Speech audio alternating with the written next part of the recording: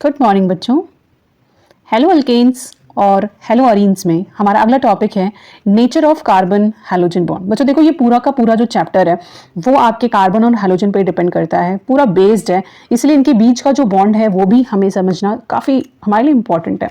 तो यहाँ पे देखो, इनके बीच कौन से टाइप का बॉन्ड प्रेजेंट है। इनके बीच है कोवेलेंट बॉन्ड। ठीक है, कोवेलेंट बॉन्ड है। कोवेलेंट बॉन्ड का मतलब क्या होता है बच्चों? ये शेयरिंग ऑफ इलेक्ट्रॉन्स के थ्रू फॉर्म होता है। शेयरिंग ऑफ इलेक्ट्रॉन से जिस बॉन्ड का फॉर्मेशन होता है उसे हम कहते हैं कोवेलेंट बॉन्ड। ठीक है, अब यहाँ पे एक और चीज समझना बहुत जरूरी है। कार्बन और हैलोजन के बीच का जो बॉन्ड होता है वो काफी पोलराइज्ड होता है। पोलराइज्ड का मतलब क्या होता है? उनके बीच की पोलैरिटी काफी ज्यादा होती है। अब ये वर्ड क्या होता है, इसका मतलब क्या होता है, इसको समझने के लिए हम एक वर्ड यहाँ पे समझते हैं जिसको कहते हैं इलेक्ट्रोनेगेटिविटी। इलेक्ट्रोनेगेटिव, ठीक है, कौन होता है? यहाँ पे जो हैलोजेंस हैं, कितने हैलोजेंस हैं हमारे पास? First class biryani item.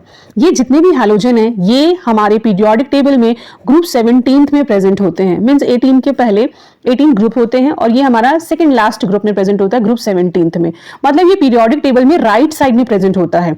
तो जब हम left to right periodic table में मूव करते हैं तो किसी भी एलिमेंट की इलेक्ट्रोनेगेटिविटी बढ़ती जाती है। तो देखा जाए तो ये जो ग्रुप है 17 ग्रुप, इनके सारे एलिमेंट की इलेक्ट्रोनेगेटिविटी काफी हाई होती है as compared to the other element which is present on the left hand side of your periodic table. ठीक है, अब इलेक्ट्रोनेगेटिविटी का मतलब क्या होता है? किसी भी एलिमेंट की इलेक्ट्रॉन विड्रॉ करने की टेंडेंसी को हम कहते हैं इलेक्ट्रोनेगेटिविटी। मतलब ये हैलोजेंस जहां कहीं भी प्रेजेंट रहेंगे उस बॉन्ड से इलेक्ट्रॉन अपनी तरफ विड्रॉ करेंगे, तो इनके इलेक्ट्रॉन विड्रॉ करने की टेंडेंसी काफी हाई होती है आपकी पीरियोडिक टेबल में। ठीक है, so they are more electronegative as compared to the other element which is present in your periodic table. तो अगर कार्बन और हैलोजन इनके बीच का जो बॉन्ड होता है, कार्बन के कंपेयर में हैलोजन काफी ज्यादा इलेक्ट्रोनेगेटिव होता है। तो ये जो बॉन्ड में इलेक्ट्रॉन प्रेजेंट है ये अपनी तरफ विड्रॉ करने की कोशिश करता है। तो बॉन्ड जो इलेक्ट्रॉन्स है इस बॉन्ड के वो आपके हैलोजन की तरफ शिफ्ट हो जाएंगे। तो इस वजह से जब यहाँ शिफ्ट होंगे तो आपके हैलोजन पे पार्शियल नेगेटिव चार्ज फॉर्म हो जाएंगे और आपके कार्बन पे पार्शियल पॉजिटिव चार्ज फॉर्म हो जाएंगे। तो ये जो फॉर्मेशन है पॉजिटिव पार्शियल नेगेटिव और पार्शियल पॉजिटिव चार्ज, इसे हम कहते हैं polar nature. So this is polarized in nature. ये बहुत इजीली ब्रेक हो सकता है, ये पोलराइज्ड रहता है due to presence of these two partial charges. और ये पार्शियल चार्जेस किसकी वजह से होता है? इलेक्ट्रोनेगेटिव हैलोजन की वजह से। हैलोजन इलेक्ट्रोनेगेटिव होता है तो अपनी तरफ इलेक्ट्रॉन को विड्रॉ करने की कोशिश करता है। अब देखो बच्चों, हमारे पास कितने हैलोजन है? हमने देखा है फर्स्ट क्लास बिरयानी आइटम। अगर हम पीरियोडिक टेबल में टॉप टू बॉटम जाएं, टॉप टू बॉटम, तो ये आपके फर्स्ट क्लास बिरयानी आइटम इस तरह से प्रेजेंट रहता है। मतलब टॉप टू बॉटम जाएंगे तो as you are going from top to bottom, so यहाँ पे इनका साइज भी बढ़ता जाता है। ठीक है, साइज बढ़ता जाता है। तो देखा जाए तो कार्बन और फ्लोराइड के कंपेयर में कार्बन और आयोडाइड का बॉन्ड लेंथ सबसे ज्यादा होता है। ठीक है, तो अब हम कुछ और फैक्टर्स के बारे में इस टेबल में पढ़ने वाले हैं। जैसे कुछ फैक्टर्स की बात करूं तो बॉन्ड लेंथ, सबसे ज्यादा बॉन्ड लेंथ अगर मैं बोलूं तो किसका होगा? इन चारों में से carbon fluoride, carbon chloride, carbon bromide और कार्बन आयोडाइड में सबसे ज्यादा बॉन्ड लेंथ आपका होगा कार्बन आयोडाइड का। जिसका बॉन्ड लेंथ ज्यादा होता है उसकी बॉन्ड एंथैल्पी कम होती है। तो we will study these 3 things in a table. Okay बच्चों, अगर मैं पीरियोडिक टेबल में fluorine to iodide top to bottom अगर मैं जाती हूँ तो यहाँ पे आपके इन सारे हैलोजेंस का एटॉमिक साइज बढ़ता जाता है। मतलब सबसे छोटा एटॉमिक साइज आपके फ्लोरीन का होगा और सबसे बड़ा एटॉमिक साइज आपके आयोडीन का होगा। तो देखो आपका साइज, एटॉमिक साइज बढ़ता जा रहा है। तो मतलब देखा जाए तो यहाँ पे कार्बन और आपके फ्लोरीन का कुछ ऐसा साइज होगा और कार्बन और आपके आयोडाइड का कुछ ऐसा साइज होगा। तो जैसे जैसे आपका एटॉमिक साइज बढ़ता जा रहा है, अगर एटॉमिक साइज आपका इंक्रीज हो रहा है तो उनके बीच का जो बॉन्ड लेंथ है, उनके न्यूक्लियस के बीच का जो डिस्टेंस है, उनके न्यूक्लियस के बीच का जो डिस्टेंस है वो भी क्या होता जाएगा? बढ़ता जाएगा।